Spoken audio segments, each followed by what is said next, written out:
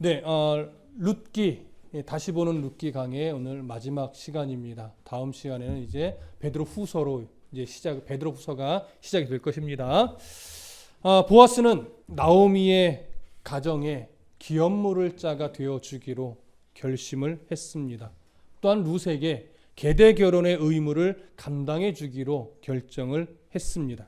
그러나 한 가지 문제가 있었습니다. 그것이 무엇이었냐면 이 기업물을 짜 또 계대 결혼의 의무를 이행하기에 앞서서 그 책임을 지는 우선순위가 있는데 보아스보다 우선이 되는 한 사람이 있었다라고 하는 것이죠. 그 사람이 내가 하겠다라고 하면 보아스가 이 기업물을 짜와 계대 결혼의 의무를 할 수가 없습니다. 그 사람이 거절하면 비로소 보아스가 할 수 있어요. 본문을 다 보다 보면 보아스 다음에는 이제 할 수 있는 친족이 없었던 것으로 여겨집니다. 그래서 오늘은 바로 어떻게 보아스가 기업물을 짜와 계대 결혼의 의무를 이행하게 됐으며 그것이 어떤 결과로 이어지는지 그 내용을 오늘 최종적으로 보게 될 것입니다. 자, 먼저 1절, 4장 1절 함께 읽겠습니다. 시작. 보아스가 성문으로 올라가서 거기 앉아 있더니 마침 보아스가 말하던 기업물을 짜가 지나가는지라. 보아스가 그에게 이르되 아무개여 이리로 와서 앉으라 하니 그가 와서 앉으매. 자, 나오미의 가정에 기업물을 짜가 되어주고 룻에게 계대 결혼의 의무를 이행해 주기로 결심한 보아스는 바로 청혼, 말하자면 이제 청혼을 받은 그 다음 날이죠. 그 다음 날 일찌감치 어디로 갔냐면 오늘 1절에 보면 성문으로 갔다고 이야기를 합니다. 근데 그 성문으로 올라가서 어떻게 했대요? 거기 앉아 있더니 이렇게 말합니다. 자, 성문 옆에 어딘가 좀 높은 위치에 앉는 자리가 있다는 얘기예요. 자, 성문. 유대 사회에서 성문 그 지경은요, 항상 무엇이 이루어지는 자리냐면 많은 장사가 이루어지는 자리예요. 가장 많은 사람이 지나다니는 곳이기 때문에 그렇습니다. 그러나 장사가 이루어지지만 또 성문 곁에서는 항상 뭐가 이루어지냐면 재판이 이루어지는 자리예요. 그래서 성문 곁에 앉았다라고 하는 것은 어떤 의미가 있냐면 성문에 일어나는 재판의 어떤 재판관의 역할을 하던 지도자의 위치에 있는 사람들이다, 이런 의미가 됩니다. 그러니까 성문에 보면 여러 장로급에 해당하는 사람이 여러 명이 있는데 그 사람들이 돌아가면서 재판을 행할 수도 있고 아니면 그 사람들이 모여서 몇 사람씩 모여서 재판을 할 수도 있습니다. 그러니까 성문 곁은 많은 사람들이 지나다니는 곳이며 장사가 이루어지는 곳이며 또 여러 일상에서 일어나는 일들에 대한 재판이 이루어지는 곳이 되는 자리죠. 그런데 오늘 보아스가 바로 그런 성문으로 올라갔고 거기서 어떻게 했어요? 앉았어요. 자, 보아스가 앉았다라고 하는 것, 보아스가 어떤 인물이라는 의미일까요? 바로 그 성읍 내에서 재판의 위치에 앉을 수 있을 만큼 유력한 자였다라고 하는 거예요. 그런데 보아스가 일찌감치 그 성문 곁에 가서 그 자리에 앉은 이유가 오늘 뭐라고 말해요? 바로 이 기업물을 짜에 대한 문제를 빨리 진행하기 위해서. 그래서 그 자리에 앉아서 누구를 기다린 거냐면 자기보다 하나 앞선 이 기업물을 짜와 계대 결혼의 의무를 이행하는 그 앞선 사람, 그 사람이 지나가기를 기다렸던 거예요. 아마도 보아스는 이 사람이 이 시간대가 되면 항상 지나갈 것을 어느 정도 알고 있었던 것으로 보아집니다. 그래서 오늘 1절에 보니까 이런 표현이 있어요. 보아스가 성문으로 올라가서 거기 앉아 있더니 마침 보아스가 말하던 기업물을 짜가 지나가는지라. 자, 한글의 어감은 뭐예요? 야, 기가 막히게도 어쩜 이런 우연이 다 있어, 이런 어감이지만 룻기에서도 보면 뭐 룻이 보아스를 만날 때도 이 마침이라는 표현이 됐지만 이 히브리적 언어는요, 마침이라는 게 우연이라는 의미가 아니에요. 하나님의 섭리로, 이런 의미가 돼요. 그래서 감탄사가 돼요. 어찌 하나님의 섭리가 이렇게 기가 막힌지 보라, 이런 의미예요.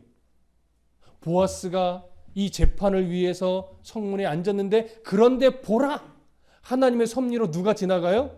바로 그 대상자, 기업물을 짜와 계대 결혼의 의무를 이행해 주는 그 의무에 있어서 하나 앞선 자가 정말 때마침 하나님의 섭리로 지나가더라, 이 얘기라는 겁니다.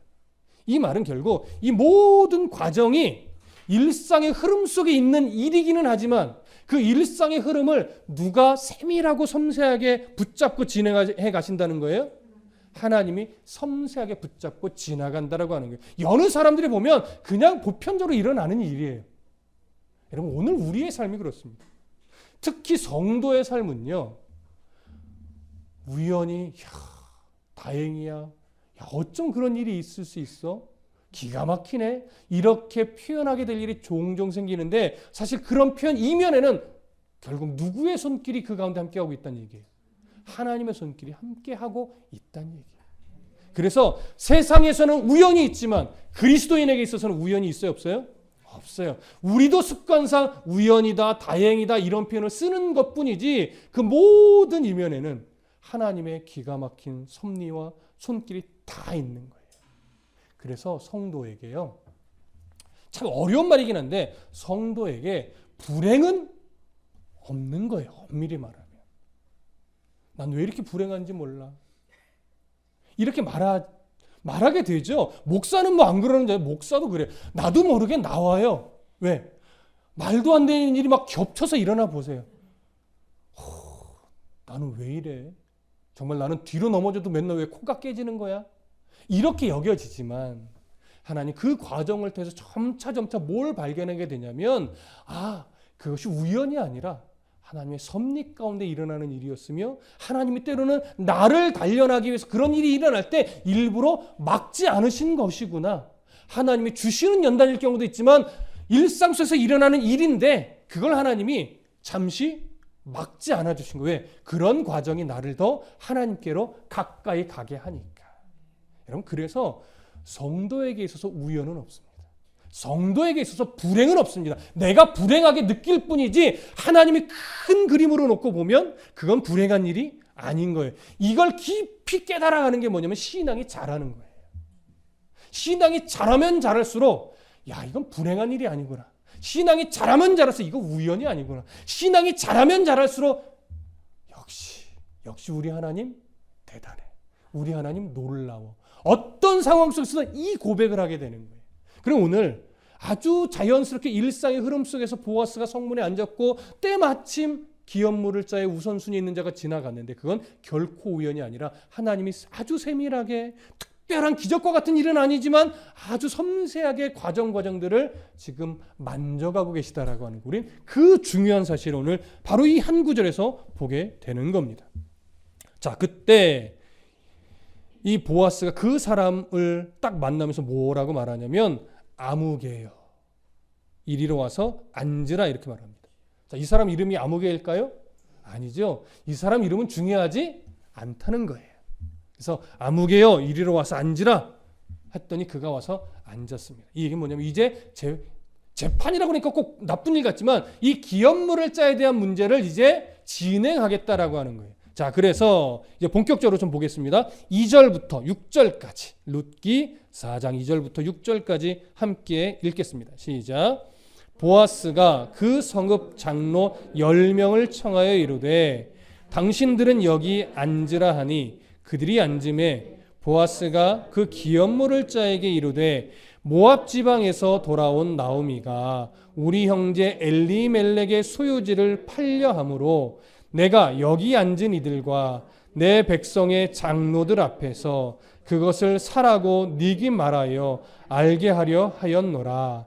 만일 네가 물으려면 물으려니와 만일 네가 물으지 아니하려거든 내게 고하여 알게 하라. 네 다음은 나요 그 외에는 물을 자가 없느니라 하니 그가 이르되 내가 물으리라 하는지라.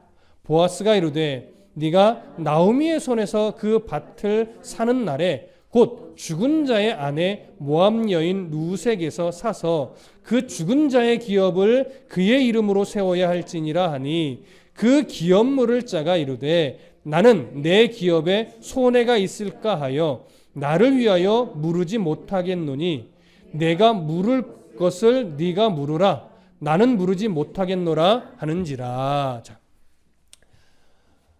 보아스가 이제 그 기업 물을 자를 앉히고 나서 이야기를 해줍니다. 나오미의 기업이 이제 기업을 좀 물러줘야 되는 상황이 생겼다. 그가 피치 못하게 그 기업을 팔아서 다른 사람의 소유가 있는데 그 기업이 없으면 이 가정이 살아갈 수가 없으니 당신이 기업 물을 자로서 기꺼이 그 기업을 사서 나오미의 이 식구들이 살아갈 수 있게 해주시오. 이 요청을 한 거예요. 오늘 본문의 내용은 그런 거예요. 자, 그랬더니 그 기업 물을 자 아무개가 선뜻 뭐라고 대답합니까? 내가 물러주겠어. 보아스가 이제 속으로는 어떻게 느꼈는지 모르겠지만 내가 물어주겠어. 너무나 선뜻 대답을 할 때 보아스가 이어서 바로 하나의 이야기를 더합니다. 맞소. 당신이 그 기업을 물러주면 참 좋소. 그런데 기업을 물러줄 때 하나를 더 해야 하오.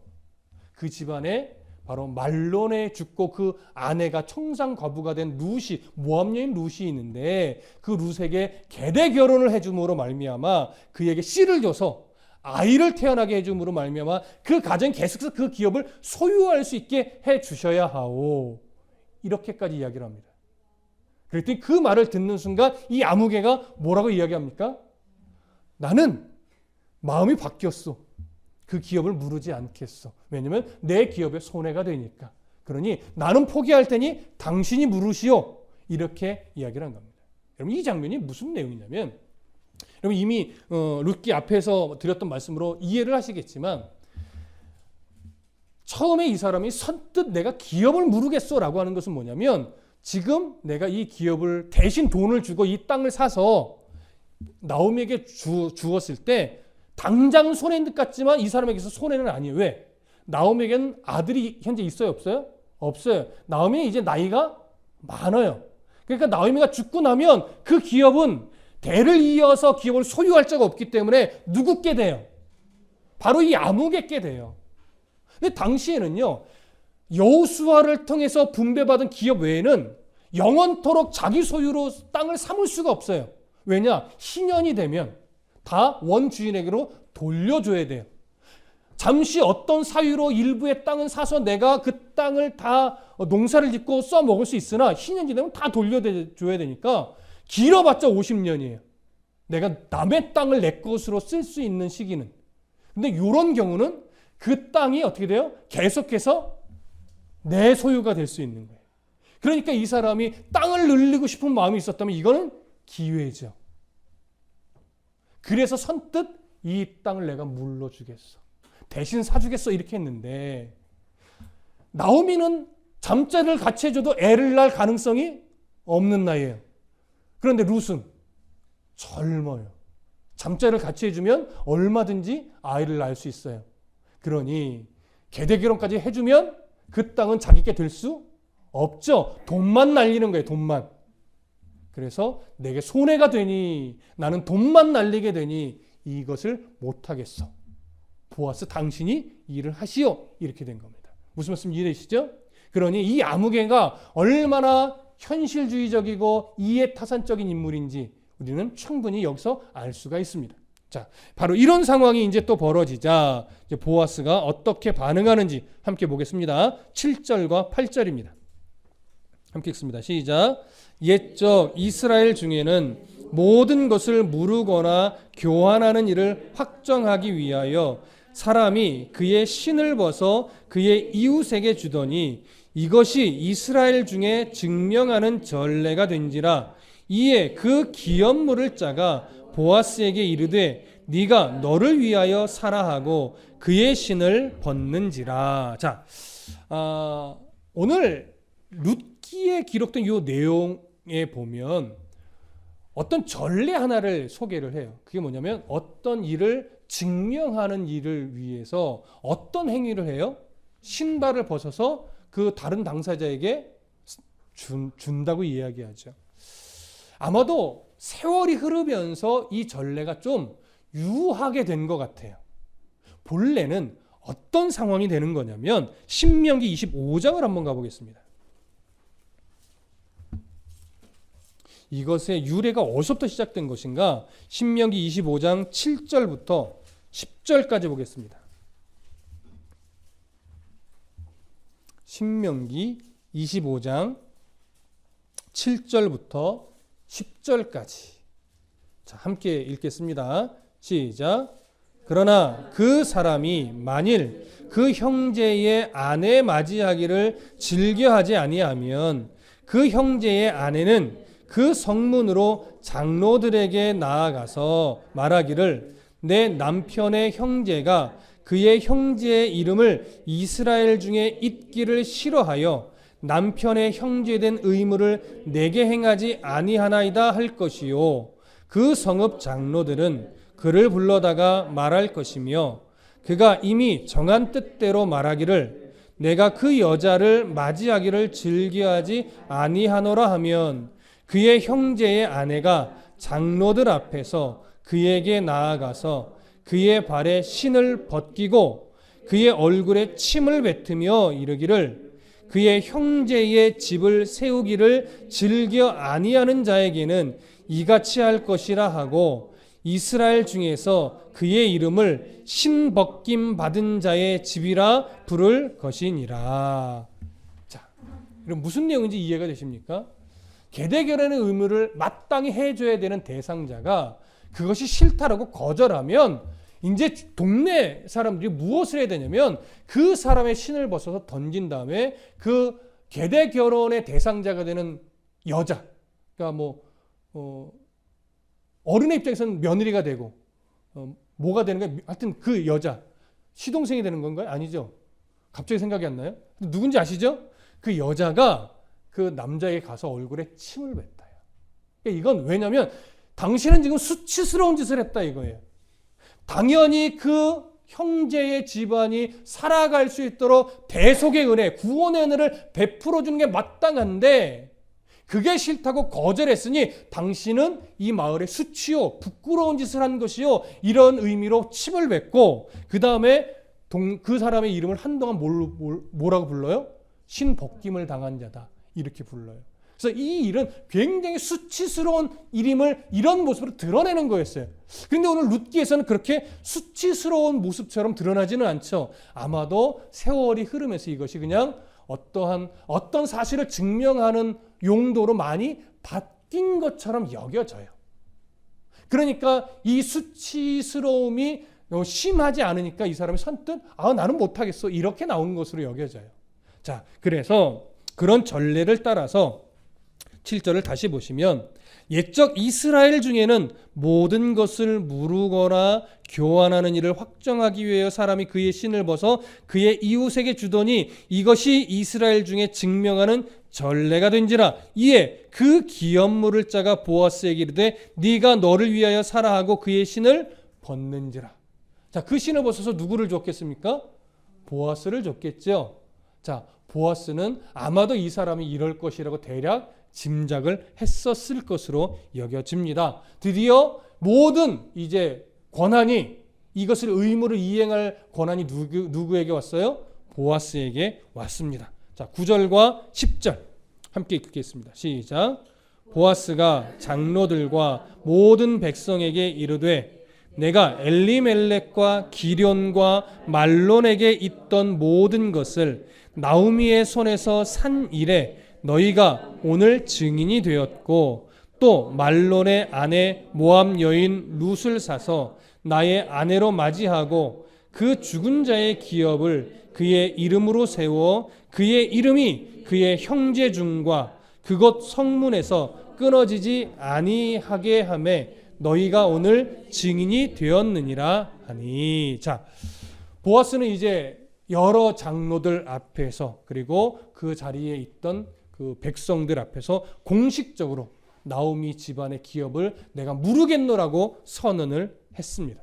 그리고 룻에게 계대 결혼의 의무를 이행해서 아내로 맞이하겠다라고 그렇게 선언을 했습니다.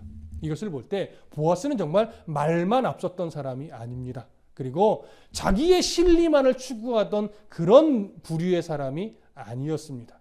그의 모든 자기의 종들을 대하는 태도라든가 룻을 대하던 태도라든가 또 이 상황을 알고 기꺼이 자기에게 재정적 손해가 있음에도 불구하고 이 일을 기꺼이 감당하겠노라 하고 말만 앞서지 않고 실제로 이행하는 모습을 볼 때 그는 정말 신앙이 깊은 사람이며 하나님께 인정을 받을 만한 그런 성향을 가지고 있던 그런 자다라고 여겨집니다. 이런 성향의 모습이었기 때문에 오늘 성경 기자는 바로 이 보아스의 모습을 누구의 예표로 삼아 기록한 거예요? 예수 그리스도. 우리를 위해 기꺼이 생명을 내어주심으로 말미암아 대속의 은혜, 구속의 은혜를 주신 예수 그리스도를 예표하는 인물로 삼은 겁니다. 여러분 아실 것은 보아스가 내가 훗날 이런 예표가 될 거야 라고 해서 이런 행동을 한 것이 절대 아니에요. 그는 자기의 성품대로, 자기의 신앙대로 그저 일상의 흐름을 따라 하나님 보시기에 부끄럽지 않게 살아냈습니다. 그랬더니 그 모습을 성경의 저자는 예수 그리스도를 예표하는 인물로 사용해서 기록을 한 거죠. 물론 이 저자도 그것을 알고 기록했다는 것은 아니에요. 그러나 하나님의 섭리 가운데 그런 예표가 되도록 기록을 했고 훗날 이 신학자들이 성경을 연구해서 볼 때 이것은 하나님의 섭리 가운데 예수 그리스도를 예표하는 모습이다. 이렇게 신학적으로 정리가 되는 겁니다. 여러분, 이따가 결론에서도 이런 부분을 잠깐 제가 언급을 할 건데 오늘 저나 여러분들도 그냥 아주 평범한 일상을 살아내는 사람들입니다. 우리 교회는 큰 부자도 없고 지극히 가난한 자도 없고 그저 대부분 다 조금 부족한 듯 살아가는 자들입니다. 그러나 그러한 일상을 살아가는 우리들이지만 우리가 오늘 정말로 말씀을 붙잡고 그리스도의 이름에 부끄럽지 않으려고 참으로 애쓰고 몸부림치며 살아간다면 하나님께서는요, 우리 한 사람 한 사람의 그 삶의 모습을 누구를 예표하는 자로 사용하시냐면 다시 오실 예수 그리스도, 그분을 예표하는 삶으로 다 사용하시는 거예요. 왜냐? 누군가는 내가 그리스도인다우려고 몸부림치는 말과 행실에 있어서 애쓰는 그 모습을 보고 누구를 발견할 수 있어요? 예수님을 발견할 수 있어요. 내가 이렇게 말해야 예수님이 드러나지. 우리가 이런 걸 많이 놓치기도 하지만 또 우리가 늘 뭐 예수님 예표하려고 막 이렇게 살아가는 것은 아니지만 그래도 우리의 일상이 성도다우려고 우리의 일상이 그래도 예수님 이름 욕먹게 하지 않으려고 목사로서 참 욕먹지 않는 목사 좀 돼보려고 욕먹지 않는 교회 좀 세워보려고 함께 몸부림쳐갈 때 그것이 참 작은 일처럼 보이지만 하나님은요 그 작은 일 하나를 통해서 예수 그리스도를 세상 가운데 드러내신단 말이에요. 그것이 뭐냐? 우리가 바로 다시 오실 예수 그리스도를 예표적으로 보여주는 삶이라고도 말할 수 있는 거예요. 그러니 저와 여러분들의 이 소소한 일상이 가벼워요? 가볍지 않아요? 결코 가볍지 않은 거예요. 그러니까 무게감을 느끼시라는 얘기가 아니라 한 사람 한 사람의 그저 일상이 흘러가는 그 삶이 아무 의미 없는 삶이 아니라고 하는 거예요. 무가치하지 않아요. 우리 서옥심 집사님처럼 늘 오남매 키우려고 그리스도의 말씀으로 기도해주며 키우려고 하는 그 일상 별거 아닌 것 같지만 그 일상이 바로 그리스도를 드러내는 삶이고 거기서 하나님이 정말 그 거룩하심이 드러나면 그 일상을 하나님이 기뻐하신다고요. 그게 또 사명일 수도 있어요. 그 사명은요 나라를 구한 일과도 맞먹어요. 왜? 하나님이 그런 일상을 우리에게 주신 거잖아요. 누구에게는 나라를 구하는 일상을 주었다면 누구에게는 자녀를 바르게 길러내는 그런 사명을 주셨다고요. 그 사명이나 나라를 구한 사명이나 하나님이 주신 것을 내가 감당하고 산다면 똑같은 거예요, 여러분. 그렇지 않습니까? 오늘 이 보아스의 일상이 그래요. 특별한 일상 아니에요. 그러나 주어진 상황과 주어진 그 역할에 있어서 내가 하나님 보시기에 부끄럽지 않게 살으려고 애썼어요. 그것이 이렇게 드러난 거예요. 그랬더니 이것이 바로 예수 그리스도 그 대속의 은혜를 예표하는 모습이 됐어요. 그러니 여러분 우리 함부로 살지 맙시다. 함부로 말하지 맙시다. 함부로 행동하지 맙시다. 왜냐하면 우리의 말, 우리 행동 이 하나하나가 어쩌면 정말 누군가에게는 예수 그리스도를 보여주는 그런 하나의 중요한 장면이 될 수 있기 때문에 꼭 기억해 주시기를 부탁합니다. 자, 이제 그렇게 기업물을 자와 계대결혼의 의무를 이행하겠노라 선언하자 이제 백성들이 또 장로들이 이 보아스와 룻을 축복합니다. 자, 4장 11절 함께 읽습니다. 시작.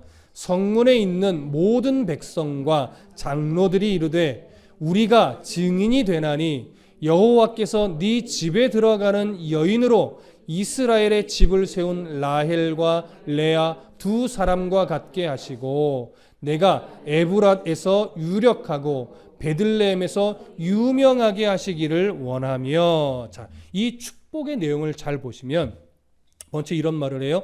여호와께서 내 집에 들어가는 여인으로 이스라엘의 집을 세운 라헬과 레아 두 사람과 같게 하시고. 자, 이렇게 말하는데 여러분, 라헬과 레아 누구의 아내입니까? 야곱의 아내죠. 야곱의 아내 이 두 여인을 중심으로 뭐가 생겨난 거예요? 이스라엘 12지파가 생겨난 거예요. 그러니 여러분, 이 복은 결국 뭐예요? 보아스와 룻을 통해서 이러한 하나님 기뻐하는 자손의 번성에 일어나기를 축복한 거잖아요. 그러나 이 복은 결국 어디로 초점이 딱 맞춰지는 거냐면 예수 그리스도로 초점이 맞춰지는 거예요. 자, 왜냐? 나중에도 말씀드리지만 보아스와 룻의 아들이 누구의 조상이 돼요? 다윗의 조상이 되고 결국 예수 그리스도의 조상이 되기 때문에 그렇습니다. 그리고 두 번째 축복한 내용 보시면 네가 에브랏에서 유력하고 베들레헴에서 유명하게 하시기를 원하며. 자, 베들레헴에서 유력해지는 것, 베들레헴에서 유명해지는 복, 결국 베들레헴에서 태어나신 예수 그리스도를 우리가 바라보게 합니다. 이들이 그걸 알고 한 축복은 아니에요. 하지만 이 축복은 결국 시대를 지나 오늘날 신학적으로 조명을 해보면 이것이 결국 하나님이 이 복을 통해서 예수 그리스도에게까지 이 복을 이루어 가셨구나. 우리가 이렇게 확인이 되는 거죠. 자, 4장 12절 함께 읽습니다. 시작. 여호와께서 이 젊은 여자로 말미암아 네게 상속자를 주사 네 집이 다말이 유다에게 낳아준 베레스의 집과 같게 하시기를 원하노라 하니라. 자, 보아스와 룻의 이야기인데 또 그 가정을 축복하는 내용인데 갑자기 누가 툭 튀어나와요? 유다와 다말. 우리가 저번에도 언급을 했지만 유다와 다말은 그 배경과 계대결혼이라고 하는 유대의 법을 모르면 완전 막장 드라마예요. 시아버지를 유혹해서 애를 낳은 며느리예요. 이런 말도 안 되는 내용이에요. 그것이 정말 그런 식의 불륜이고 막장 드라마라면 오늘 이 가정에 이것을 복의 내용으로 삼을 이유가 없지요. 그렇게 유대인들에게 있어서 유다와 다말은 불륜의 모습으로 비춰지는 자가 아니라 계대 결혼의 의무를 통해서 하나님께서 귀한 자손을 주신 대표적인 모델인 거예요. 그러니 오늘 보아스와 룻의 관계도 계대 결혼을 통해서 이제 후손을 이어갈 때 그 모델을, 그 예를 누구에게서 지금 이야기를 하는 거예요? 유다와 다말의 관계에서부터 출발을 시키는 거예요. 자, 그렇다면 이것 또한 놀라운 거예요. 유다와 다말의 계보에서 태어난 그 후손은 결국 지파로 보면 어떤 지파의 출발점이 돼요? 유다 지파의 출발점이 돼요. 유다 지파는 결국 누구의 가문이에요? 다윗의 가문이고 결국 예수 그리스도의 가문이 돼요. 그러면 오늘 보아스와 룻의 사이에서 태어나는 자손은 결국 누구의 가문 안으로 들어가게 될까요? 이 가문 안에 들어가게 되겠죠. 근데 이것도 아주 놀라운 섭리라고 합니다. 그 부분을 우리가 좀 확인을 해 보겠습니다. 자, 13절 함께 읽겠습니다. 시작.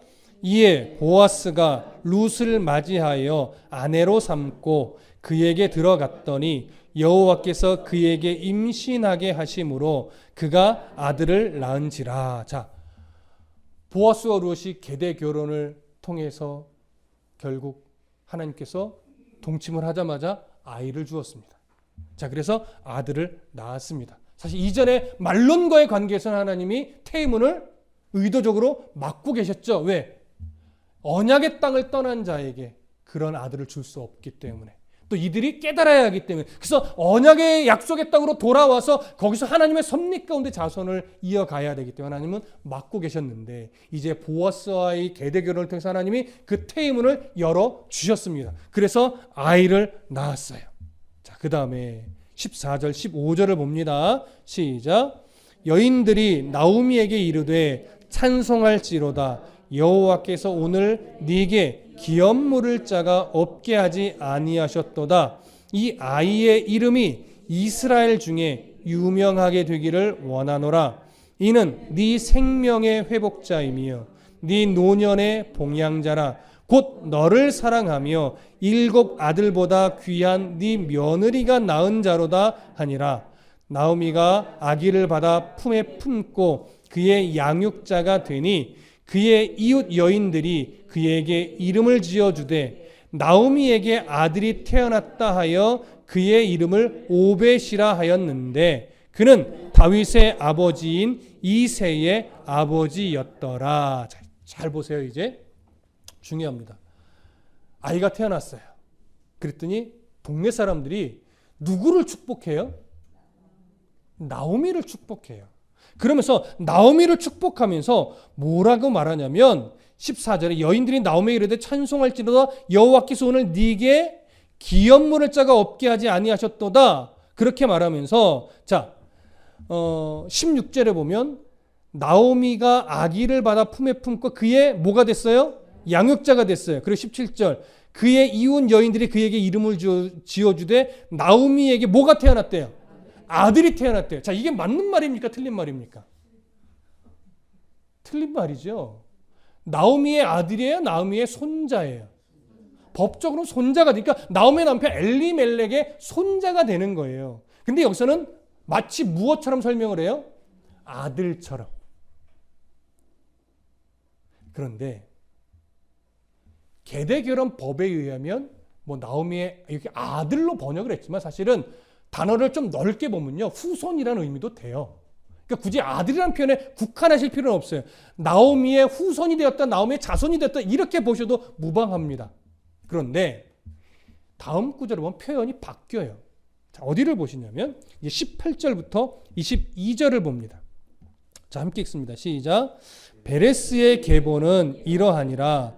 베레스는 헤스론을 낳고 헤스론은 람을 낳았고 람은 암미나답을 낳았고 암미나답은 나손을 낳았고 나손은 살몬을 낳았고 살몬은 보아스를 낳았고 보아스는 오벳을 낳았고 오벳은 이새를 낳았고 이새는 다윗을 낳았더라. 자, 나오미에게 아들이 생겼다라고 표현해서도 정리를 누구로 정리를 해요? 다윗으로 정리를 하죠. 그런데 다시 족보 하나를 딱 꺼내면서 베레스의 족보를 꺼내오는데 18절부터 시작된 베레스의 족보. 베레스는 누구예요? 유다와 다말 사이에서 태어난 아이죠. 자, 그 족보에서부터 출발하는데 중간에 누가 나와요? 보아스가 나와요. 21절. 살몬은 보아스를 낳고 보아스는 누구를 낳았대요? 오벳을 낳았대요. 자, 그러면 오벳은 누구의 아들이에요? 할아버지인데 여기서는 보아스의 아들로 지금 설명을 하는 거예요. 앞에서는 누구의 아들로 설명했어요? 나오미의 아들로. 근데 지금은 누구의 아들로 설명을 해요? 보아스의 아들로 설명을 해요. 그러면서 그 오벳이 이새를 낳고 이새는 다윗을 낳았더라로 정리를 하면서 이 룻기가 마무리가 매듭이 딱 지어지는 겁니다. 자, 하나님은 오벳을 지금 누구의 아들로 인정을 하는 걸까요? 나오미의 아들로 인정하는 걸까요? 오벳의 아들로 인정하는 걸까요? 아니, 오벳이란다. 보아스의 아들로 인정하는 걸까요? 보아스의 아들로 인정하는 거예요. 자, 그러면 잘 보세요. 이 족보, 베레스로 시작해서 보아스로 연결해서 오벳을 낳고 이새를 낳고 그 다음에 다윗을 낳은 이 족보는 결국 누구에게로 연결되는 족보예요? 예수님에게로 연결되는 족보예요. 이래서 이 족보가 귀한데 법적으로 따지면 뭔가 깨져 있는 거죠. 엘리멜렉의 가문으로 가야 돼요. 근데 하나님은 엘리멜렉의 가문으로 보내지 않고 이 족보를 보아스에게로 연결해서 보아스로 흘러내려가게 하시는 거예요. 무슨 말이냐?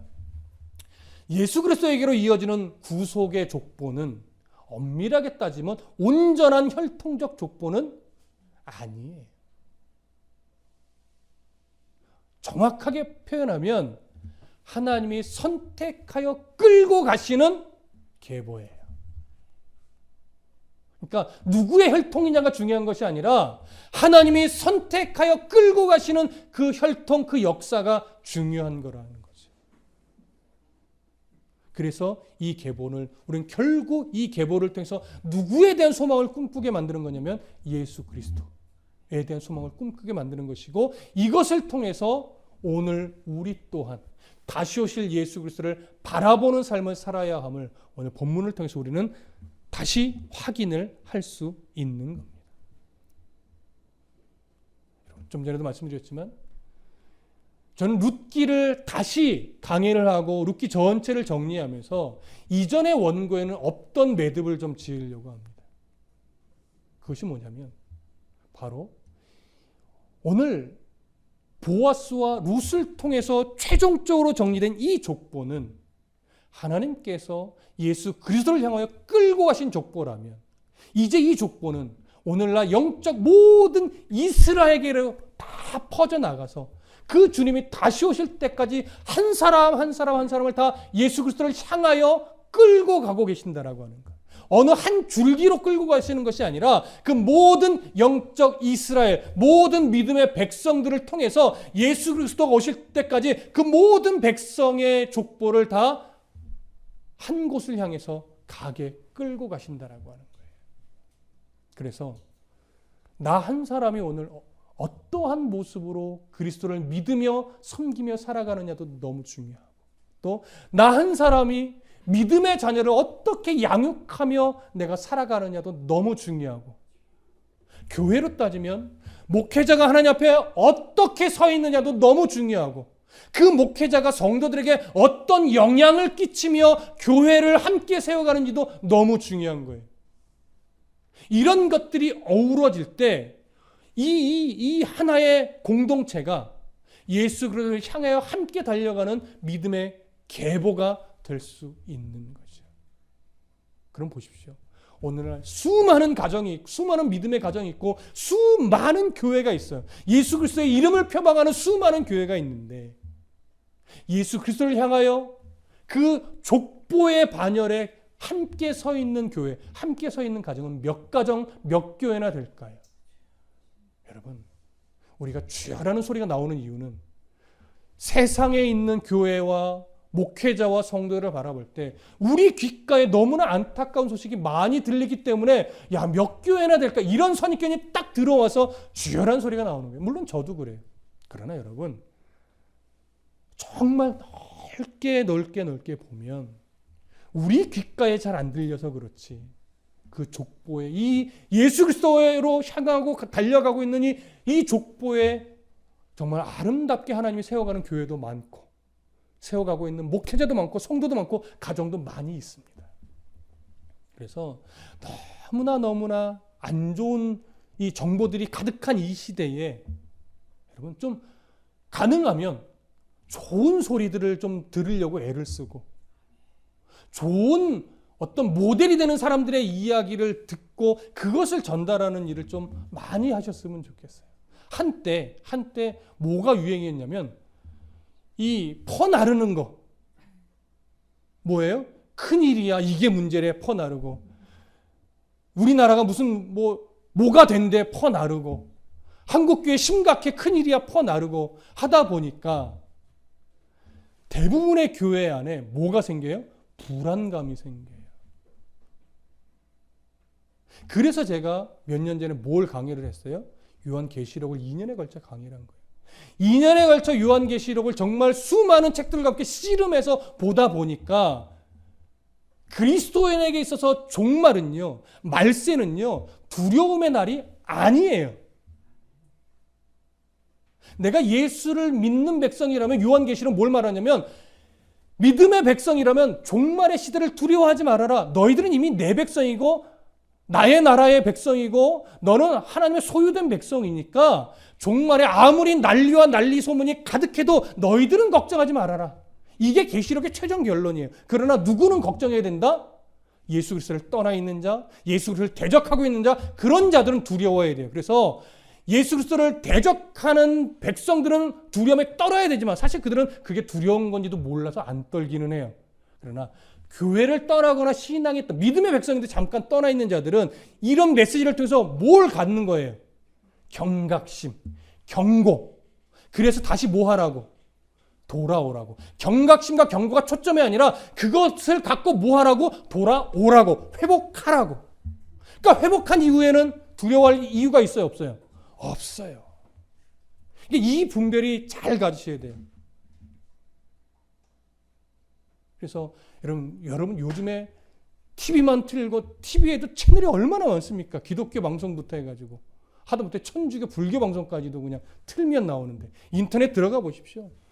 수많은 설교자의 설교가 가득합니다. 그럼 많이 들으셔도 됩니다.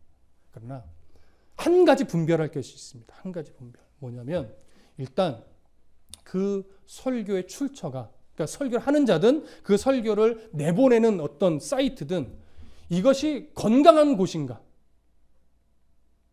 어떤 사이비 이단의 출처가 있는 곳인가, 이것에 대한 분별을 가지시고, 또 하나, 아무리 건강한 기성교회의 사이트나 목회자라 할지라도 그분의 설교를 잘 들을 때 나에게 뭔가 불안감을 준다든가 종말에 대한 두려움을 준다든가 이런 것들을 조장하는 분위기가 있다면 다른 게 아무리 좋아도 뭘 하셔야 돼요?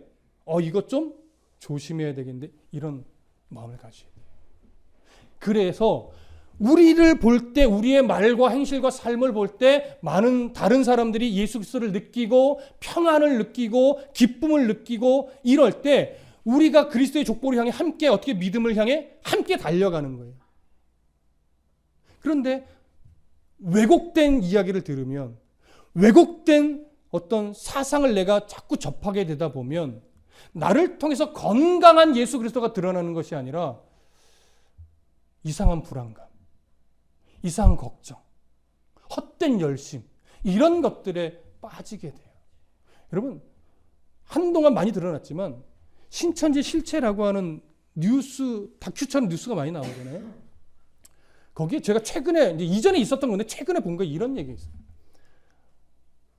이만희가 그 사람들 앞에서 이런 말을 해요. 나는 내 이름으로 된 집 한 채 없다. 내 이름으로 된 땅 하나 없다. 물어보라. 막 아주 자신 있게 이야기를 해요. 근데 실제로 조사를 해보니까 그 이름으로 된 땅이 엄청나죠. 근데 그럴 때 수많은 명목으로 다 헌금을 걷는데 대표적인 헌금이 하나가 이거였어요. 14만 4천 명이 들어가는 성전을 지어야 된다. 그 헌금을 거둔 지가 오래된 거예요. 몇십 년이 된 거예요. 그러니까 성도들은 여전히 수십 년째 14만 4천 명 안에 들기 위해 노력하고 그 14만 4천 명이 들어갈 그 자리에 자릿세를 내야 되니까 헌금을 해야 된다는 거예요. 자릿세. 아유 소리 절로 나오시죠?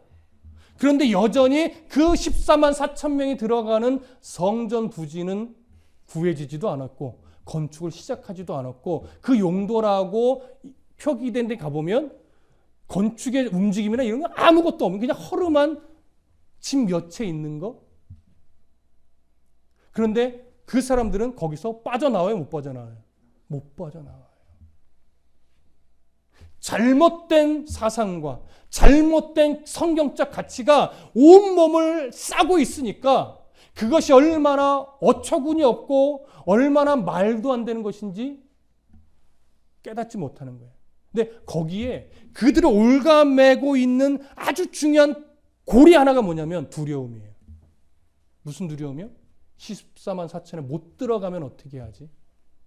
내가 이렇게 열심을 내서 헌금도 하고 성경 공부도 하고 전도도 하다가 뭐 하나 딱 실수했어. 헌금을 한때 못했어. 그러면 14만 4천에서 어떻게 되는 거예요? 빠져요. 그러니까 지금까지 내가 했던 헌신과 헌금과 노력이 14만 4천 안에 이렇게 걸고 있는데 뭐 하나 실수하거나 안 하면 여기서 튕겨져 나가는 게 두려운 거예요. 그러니까 없는데도 해야 돼요. 빚을 내서라도 해야 돼요. 이게 잘못된 두려움이 나를 감싸고 있기 때문에. 그래서 우리가 듣기는 들어도 잘 분별해서 듣고 보기는 보아도 잘 분별해서 보아야 되고 헌신을 할 때도 맹신도처럼 광신도처럼 헌신을 하는 것이 아니라 건강하게 누가 보아도 자기 할 역할을 다 하면서 교회에서도 헌신하면서 흠잡을 데가 없어야 돼요. 시간이 지나면 제 간증을 하나 할까요? 저는 이제 설교 시에 간증 같은 걸 해본 적이 거의 없는데 저희 어머니는 들으셨는지 모르겠어요. 제가 군에 있을 때 교회를 하도 가니까 제 바로 선임이 정말 싫어했어요. 근데 그 선임이 저한테 하는 말이 있었어요. 야, 너는 다 좋아. 정말 내가 너를 보니까 넌 다 좋아. 다 잘해. 근데 교회를 너무 많이 가. 제가 어떻게 했을까요? 타협을 하면 이게 놔야 될 게 너무 많은 거예요. 그래서 저도 부탁을 했어요. 제가 아무것도 펑크를 안 낼 테니 교회 가는 것만 막지 말아 주십시오. 그런데 그 무렵에 저를 참 못 살게, 그러니까 제가 막 힘겹다 이런 건 아닌데 저를 위선자라고 여기는, 신앙인으로서 위선자라고 여기는 한참 고참이 있었어요. 그러니까 저를 막 갈구거나 이러진 않았는데 저를 되게 위선자 대우를 하는 거예요. 그런데 그 사람이 이제 제대할 무렵, 저는 병장을 막 달기 전쯤 요때인데, 그때 제가 이제 부대 안에서만 군종처럼 역할을 해요. 그럼 그때 제 일 다 하고 밤에 자야 될 시간에 저는 차를 끓여서 보초 쓰는 사람 위문을 다녔어요. 그러니까 제 잠시간을 쪼갠 거죠. 그런데 어느 날 제가 분명히 새벽 근무가 있는데 푹 잤어요. 그래서 깼는데 이상하다. 내가 근무를 섰나 안 섰나 이걸 모르겠는 거예요. 근데 그게 한 번이 아니고 여러 차례가 된 거예요. 그래서 이상해서 나중에 알고 보니 이전에 저를 그렇게 위선자처럼 보던 그 고참이 제대할 날이 오면서 제가 그동안 군 생활했던 모습을 다 지켜봤잖아요.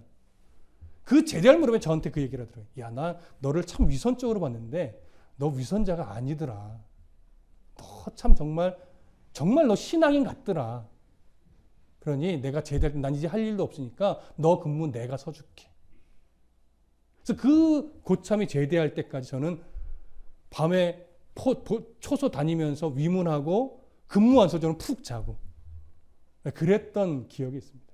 여러분, 이것이 저에게 속한 하나의 작은 예지만 성도는 이래야 됩니다. 내게 주어진 삶은 누구보다도 최선을 다해야 돼요. 그런 삶으로 인정받을 때 결국 그리스도인으로서도 인정받습니다. 근데 삶에서 인정을 못 받으면 그리스도인으로도 인정 못 받습니다. 그러니 우리가 다시 오실 예수 그리스도를 향하여 달려가는 이 길에 성도 개인으로 또 목회자로 또 한 교회의 공동체로서 우리가 그런 믿음의 족보에 계속 서 있으려면 성도로서 잘 사십시오. 또한 목사로서 잘 살아야 됩니다. 또 교회다운 교회를 함께 세워가야 됩니다. 그러니 그 일상이 얼마나 중요한 일상이며 얼마나 의미 있는 일상이며 얼마나 가치 있는 일상이겠습니까? 여러분, 나 같은 사람이 이런 생각 절대 하지 마십시오. 애를 돌보는 여러분의 일상 하나하나, 그저 내게 주어진 이 힘겨운 일상을 내가 묵묵하게 믿음 안에서 견디며 살아내는 이 일상 하나가 정말로 하나님을 하나님 되게 만드는 일상이고 그리스도의 그 아름다움을 드러내는 일상이 됩니다. 그러니 우리 주님 부르실 그때까지 이 믿음의 길에 서서 함께 정말 거룩한 믿음의 아름다운 족보를 만들어가는 이런 삶이 되시기를, 함께 세워가는 이런 믿음의 삶이 되시기를 간절히 축복합니다. 기도하겠습니다.